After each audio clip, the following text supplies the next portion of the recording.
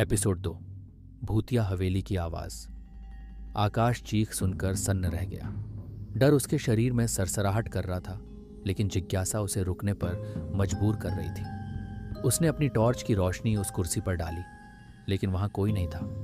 कमरे में अजीब सी ठंड थी। दीवारों पर धूल भरी पुरानी तस्वीरें थीं, जिनमें लोगों के चेहरे अस्पष्ट और विकृत लग रहे थे। अचानक एक पुराना झूला जो कोने में रखा था खुद ब खुद हिलने लगा। आकाश ने हिम्मत करके कमरे की जांच शुरू की। तभी उसे एक अलमारी दिखाई दी जो आधी खुली हुई थी।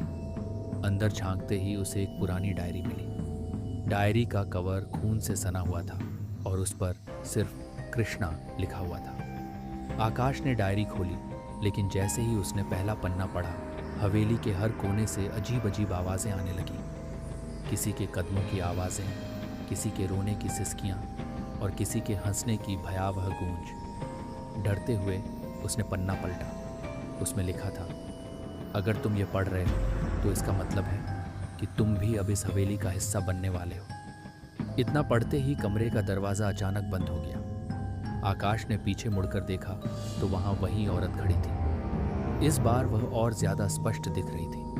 उसकी आंखें गहरी लाल थीं और उसका चेहरा इतना डरावना था कि आकाश ने चीखने की कोशिश की, पर आवाज़ नहीं निकली। औरत ने धीमे स्वर में कहा, अब तुम कभी यहाँ से बाहर नहीं जा सकोगे। क्या आकाश इस हवेली से बच पाएगा? डायरी का रहस्य क्या है? जानने के लिए पढ़िए अगला एपिसोड।